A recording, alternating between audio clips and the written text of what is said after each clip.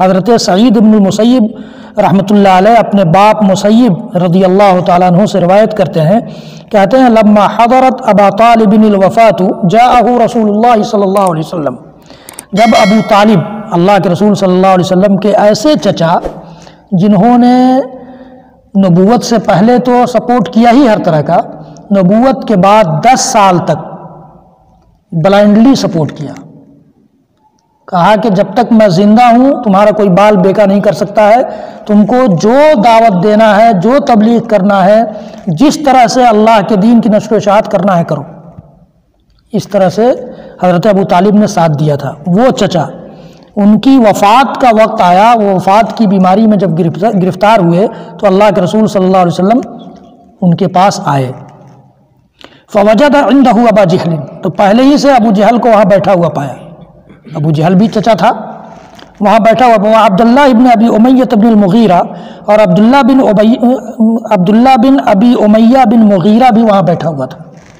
دونوں کافر تھے، دونوں اللہ کے رسول صلی اللہ علیہ وسلم کو طرح طرح سے ستاتے تھے۔ ابو طالب کے پاس پہلے سے بیٹھے تھے، اللہ کے رسول صلی اللہ علیہ وسلم بعد میں آئے۔ فقال رسول اللہ صلی اللہ علیہ وسلم، تو اللہ کے رسول صلی اللہ علیہ وسلم نے اپنے چچا کو اس وقت بھی دعوت دی، اس حالت میں بھی دعوت دی اور کہا یا عمی قل لا الہ الا اللہ کلمۃ اشہد لک بہا عند اللہ، چچا جان آپ لا الہ الا اللہ کہہ لیجئے تاکہ میں اسی کو اللہ تعالیٰ کے نزدیک آپ کے لیے گواہی بنا سکوں، اس کے ذریعے میں آپ کے لیے اللہ تعالیٰ سے مغفرت طلب کر سکوں، آپ کے لیے معافی تھا، آپ نے میرا بہت سپورٹ کیا ہے، آپ کا کم از کم یہ احسان اتارنے کے لیے مجھے ایک کلمہ چاہیے، بس ایک کلمہ آپ ایک جملہ کہہ دیجیے تاکہ یہ اس احسان کا بدلہ میں آپ کا چکا سکوں۔ فقال ابو جہل، ابو جہل وہی تھا شیطان، اس نے کہا، وہ عبداللہ ابن ابو امیہ، دونوں نے کہا یا ابا طالب اترغب عن ملت عبد المطلب، دونوں نے کہا کہ ابو طالب آپ موت کے وقت عبد المطلب اپنے باپ کے دین سے پھر جائیں گے، اپنے باپ کے دین سے پھر جائیں گے۔ فلم یزل رسول اللہ صلی اللہ علیہ وسلم یعرضها علیہ ویعید له تلک المقالہ حتی قال ابو طالب آخر ما کلمہم، اللہ کے رسول صلی اللہ علیہ وسلم اپنا کام کرتے رہے کہ ہو سکتا ہے اللہ تعالیٰ توفیق دے دے اور ایک جملہ آپ کہہ ڈالے، برابر کرتے رہے، ہمیشہ تلقین کرتے رہے، اس حالت میں تلقین کرنا ہے۔ لا الہ الا اللہ ہم پڑھیں گے مرنے والوں کے پاس تو اللہ تعالیٰ کی اگر توفیق ہوگی تو وہ لا الہ الا اللہ بول دے گا، تو لا الہ الا اللہ کی تلقین کرنا ہے۔ اور قوالی کیا گائی گئی، میں مروں تو نبی نبی میری زبان پر رہے، انا للہ و انا الیہ راجعون، یہ اور کتنا مزہ لے کر ہم لوگ سنتے ہیں، کتنا اچھا لگتا ہے، آواز اچھی ہوتی ہے اس لیے، جبکہ اللہ کے رسول صلی اللہ علیہ وسلم کی حدیث بھی ہے لقنوا موتاکم بلا الہ الا اللہ، اپنے مردوں کو لا الہ الا اللہ کی تلقین کرو۔ اپنے مردوں کی تلقین کا مطلب ہوتا ہے کہ آپ ان کے سامنے بلند آواز سے بولیں گے تو مردہ بھی سن کر ہو سکتا ہے لا الہ الا اللہ بول دے، تو اس کا آخری جملہ، آخری کلمہ کم از کم کلمہ توحید ہو جائے، اس لیے اللہ کے رسول صلی اللہ علیہ وسلم نے فرمایا تھا۔ ہم کیا کہتے ہیں، مریں تو نبی نبی رسول رسول کر کے مریں، یہ ہمارا پتہ نہیں کون سا دین ہے۔ اللہ کے رسول سے محبت کا مطلب کیا ہے کہ آپ نے جیسا کہا اس طرح کرنا ہے، اپنی مرضی سے نہیں کہ نبی کی محبت میں ہم نبی نبی کرتے مر جائیں، اللہ کا نام ہی نہ آئے، تو یہ کوئی محبت نہیں ہے۔ بہرحال تو وہ کہتے، اللہ کے رسول صلی اللہ علیہ وسلم ان کے سامنے یہ کلمہ پیش کرتے رہے، اس مقالے کو، اس کلمے کو دہراتے رہے، یہاں تک کہ آخری وہ چیز جس کو ابو طالب نے ادا کیا مرنے سے پہلے، آخری کلمہ، آخری جملہ ہوا علی ملت عبد المطلب، وہ یہ کہتے ہوئے مر گئے کہ وہ علی ملت عبد المطلب کے دین پر ہیں، ان کو کلمہ لا الہ الا اللہ نصیب نہیں ہوا۔ وَأَبَى أَن يَقُولَ لَا إِلَهَ إِلَّا اللَّهُ، اور انکار کیا انہوں نے اس بات کو کہنے سے کہ لا الہ الا اللہ، لا الہ الا اللہ کا اعتراف نہیں کر سکے۔ فقال رسول اللہ صلی اللہ علیہ وسلم، اللہ کے رسول صلی اللہ علیہ وسلم نے فرمایا، اما واللہ لا استغفرن لک ما لم انہ عنک، کہ جہاں تک میرا معاملہ ہے، میں اللہ کی قسم اپنے چچا کے لیے جب تک میں منع نہ کر دیا جاؤں، مجھے روک نہ دیا جائے، میں مغفرت طلب کرتا رہوں گا، اللہ تعالیٰ سے معافی مانگتا رہوں گا، بخشش طلب کرتا رہوں گا۔ جب تک روک نہ دیا جائے۔ فانزل اللہ عز وجل، اللہ تعالیٰ نے فوراً آیت نازل کر دی، ما کان للنبی والذین آمنوا ان یستغفروا للمشرکین ولو کانوا اولی قربى من بعد ما تبین لهم انہم اصحاب الجحیم، نبی کے لیے بھی اور نبی پر ایمان رکھنے والوں کے لیے بھی جائز نہیں ہے کیا کہ وہ مشرکوں کے لیے مغفرت طلب کریں۔ شرک کرنے والوں سے اللہ تعالیٰ اتنی نفرت کرتا ہے کہ اس کے لیے بخشش کی دعا بھی نہیں کرنا ہے، اور 3 منزل کی ٹوپی لگا کر گاندھی جی کے اور اندرا گاندھی کی قبر پر جا کر لوگ قرآن پڑھتے ہیں پیسہ کے لیے قرآن کو بیچتے ہیں، ہم اپنا دین بیچتے ہیں، یہی ہمارا معیار رہ گیا ہے۔ تو یہ اس امت کے یہ جو پیشوا ہے نا، پیشواؤں نے زیادہ گمراہ کیا ہے عوام کو۔ عوام بیچاری کیا جانتی ہے، ان تک تو صحیح بات پہنچی ہی نہیں ہے، صحیح چیزیں معلوم ہی نہیں ہوئی ہیں۔ تو یہ اللہ تعالیٰ نے کہا کہ مشرکوں کے لیے مغفرت طلب کرنا جائز نہیں ہے، نبی کے لیے بھی نہیں اور نبی پر ایمان رکھنے والوں کے لیے بھی نہیں۔ وَلَوْ كَانُوا أُولِي قُرْبَى، چاہے وہ مشرک اس کا کوئی قریبی رشتہ دار ہی کیوں نہ ہو، ماں ہو، باپ ہو، چچا ہو، خاندان کا کوئی ہو، کسی کے لیے نہیں، جائز ہی نہیں ہے۔ چچا تھے، سگے چچا تھے، اور اتنے اچھے چچا تھے کہ پوری زندگی سپورٹ کیا۔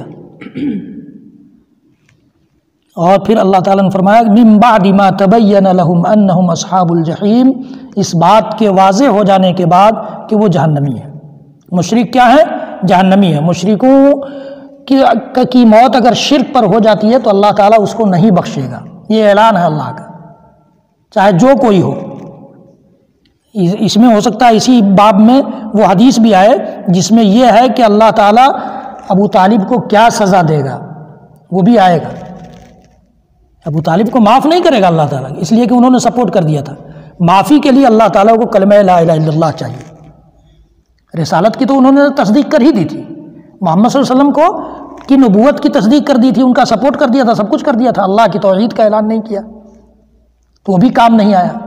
محمد صلی اللہ علیہ وسلم کی تصدیق صرف کافی نہیں ہے، محبت بھی صرف کافی نہیں ہے، نبی کرتے مر جائیں یہ بھی کافی نہیں ہے، جب تک کہ کلمہ توحید میں ہم ٹھوس نہ ہو۔ کلمہ توحید ٹھوس ہونا چاہیے، توحید ہماری پوری زندگی میں بالکل چمکتی دمکتی جھلکتی رہے تبھی کام آئے گا۔ پھر وَأَنزَلَ اللَّهُ تَعَالَى فِي أَبِي طَالِب، اور ابو طالب ہی کے بارے میں اللہ تعالیٰ نے یہ آیت بھی نازل فرمائی، فَقَالَ لِرَسُولِ اللَّهِ صلی اللہ علیہ وسلم، اللہ کے رسول صلی اللہ علیہ وسلم سے یہ بھی کہہ دیا، إِنَّكَ لَا تَهْدِي مَنْ أَحْبَبْتَ وَلَكِنَّ اللَّهَ يَهْدِي مَنْ يَشَاءُ وَهُوَ أَعْلَمُ بِالْمُهْتَدِينَ، نبی آپ کا کام صرف ہدایت کرنا ہے، رہنمائی کرنا ہے، آپ کسی جس کو چاہیں ہدایت نہیں دے سکتے ہیں، ہدایت کی توفیق اللہ تعالیٰ سے ملتی ہے، آپ ہدایت نہیں دے سکتے ہیں۔ اپنے چچا کو ہدایت نہیں دے پائے، اپنے چچا کو ہدایت نہیں دے پائے تو اس سے سمجھ میں آ رہا ہے کہ انک لا تہدی من احببت، آپ جسے چاہیں اسے ہدایت نہیں دے سکتے، ولکن اللہ یہدی من یشاء، لیکن اللہ جسے چاہے ہدایت دے سکتا ہے۔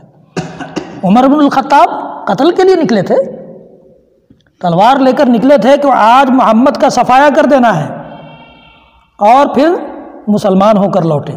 ہدایت اللہ تعالیٰ کو دینا تھا، واقعہ آپ کو معلوم ہے، اس کی تفصیل معلوم ہے، ڈیٹیل اس کا معلوم ہے۔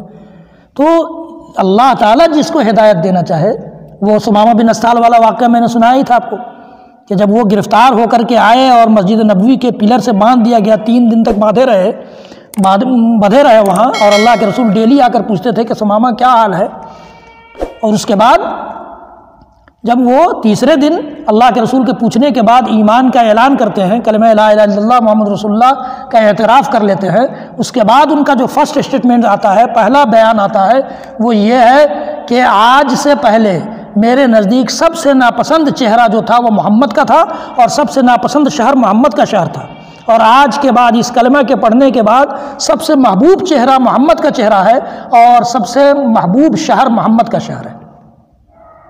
توفیق ملی، ہدایت ملی، باندھے ہدایت مل گئی۔ صرف خیریت پوچھنے پر اللہ کے رسول صرف خیریت پوچھتے تھے، تو ہدایت اللہ تعالیٰ جس کو دینا چاہے اس طرح دے دیتا ہے، اور جسے ہدایت نہیں دینا چاہے 10 سال تک سپورٹ کیے اور بغیر دین کے مر گئے۔ انک لا تہدی من احببت، اسی لیے ہر شخص، ہر مسلمان اس بات کا محتاج ہے کہ وہ اللہ تعالیٰ سے دعا کرتا رہے اللہم انی اسألک الہدی والتقی والعفاف والغنی.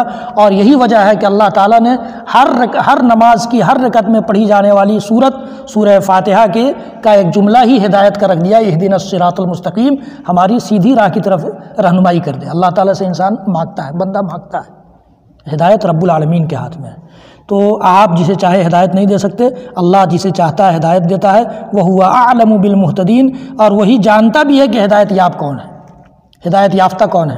ہم میں سے ہر شخص سمجھتا ہے کہ وہ ہدایت یاب ہے، یا ہر جماعت ہم میں کا کہ یہ سمجھتی ہے کہ وہ ہدایت یاب ہے، اس کے علاوہ سب کا کفر پر ہے، سب بے دین ہے، بد دین ہے. لوگ یہی سمجھتے ہیں. ہمارے ہاں جو حالات ہیں اس وقت، ایک لڑکے نے کہا گجرات سے فون کیا کہ گجرات میں جاتا تھا نماز پڑھنے، تو وہاں جا کر کے رفع الیدین اور یہاں آمین کے ساتھ نماز پڑھ لیا، تو کل ہو کر یا پرسوں ہو کر کے امام صاحب نے کہا دیکھ نہیں یہاں پڑھنا ہے تو ہمارے طریقے سے پڑھیے، نہیں تو مت آئیے. یہ حال ہے. اللہ کی مسجدوں کو بھی خاص کر لیا گیا. یہ مسجدیں اللہ کا نام لینے کے لیے تو ہیں، تو وہ اللہ کا نام اگر لے رہا ہے چاہے جس طریقے سے لے رہا ہے، آپ کو کیوں پریشانی ہے بھائی؟ آپ کو ڈسٹرب بھی نہیں کر سکتا. باہر کا مسافر آدمی ہے، وہاں کا جاب کر رہا ہے، وہ آپ کو کیا ڈسٹرب کرے گا؟ اس کو پڑھنے دیتے، نہیں پڑھنے دے رہا. تو کہا کہ تب ہم کیا کریں؟ ہم کہا گھر میں نماز پڑھو، تم کو روک دیا گیا، تم معذور ہو گئے، تمہارے پاس عذر ہو گیا، اور کیا کرو گے؟ تو یہ ہماری حالت ہے. ہم نے اس طرح سے بانٹ لیا ہے اپنے آپ کو کہ ہر جماعت دوسری جماعت کو کافر سمجھتی ہے، ہر جماعت دوسری جماعت کو بے دین اور بد دین سمجھتی ہے. اور لڑائی کہاں تک ہے وہ آپ کو معلوم ہے کہ قبرستان میں دفن نہیں کرنے دیں گے، مسجد میں نماز نہیں پڑھنے دیں گے. یہ ہماری حالت ہے. اللہ تعالی ہم سب کی حالت پر رحم فرمائے اور ہم سب کو دین کی صحیح سمجھ سے نواز دے. انشاءاللہ العزیز اس باب کی اور بھی حدیثیں آئیں گی جس سے اور مسئلہ واضح ہوگا. رب العالمین ہم سب کو کہنے سننے سے زیادہ عمل کی توفیق بخشے. وصلی اللہ تعالی علی نبینا محمد وعلی آلہ وصحبہ وسلم. سبحان ربک رب العزۃ عما یصفون وسلام علی المرسلین والحمد للہ رب العالمین.